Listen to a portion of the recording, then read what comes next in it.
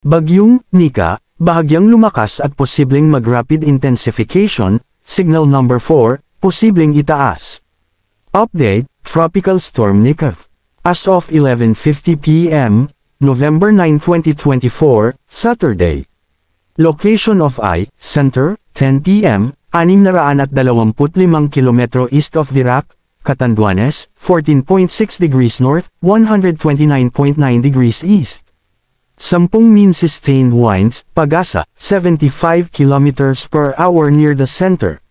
10 mean gust inus, Pagasa, up to 90 km per hour. Movement, westward at 20 km per hour.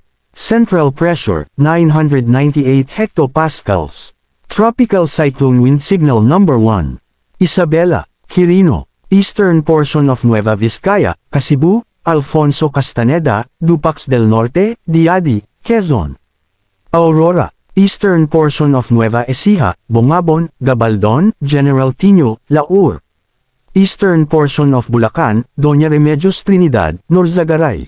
Eastern portion of Quezon, Calawag, Ginyangan, Tagkawayan, Pitogo, San Andres, Buenavista, San Francisco, Pagbilao, Infanta, Lopez, Catanawan, Mulanay, Unisan, General Luna, Plaridel, Quezon, Alabat, Sampaloc, Padre Burgos, Macalelon, Mauban, Perez, Agdangan, Gumaca, Atimonan, Real, San Narciso, General Nakar, including Polillo Islands.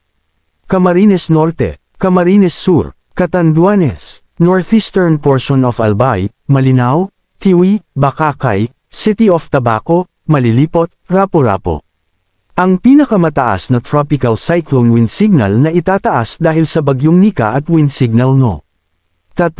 Ngunit hindi inalis ang tsansang itaas ang wind signal number 4.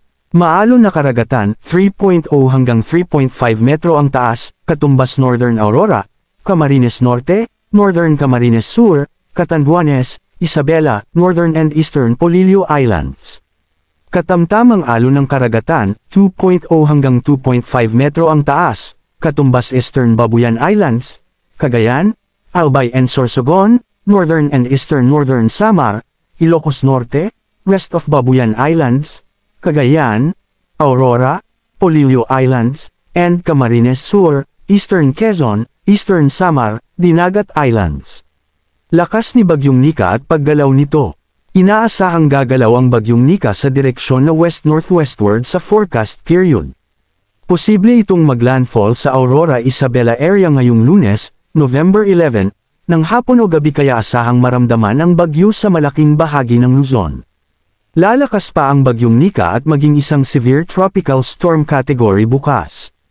Inaasahang maabot nito ang kanyang peak intensity bago maglandfall at hindi inalis ang posibilidad na mag-rapid intensification ito o ang mabilis na paglakas ng bagyo habang nasa Philippine sisilangan ng Quezon ito. Hindi din inalis ang tsansang maging typhoon ito. Pinapayuhan ang lahat ng mga residente sa mga lugar na maaapektuhan na mag-ingat pa din sa posibleng mga mapanganib na pagbaha at pagguho ng lupa at mag-antebay sa mga susunod na updates.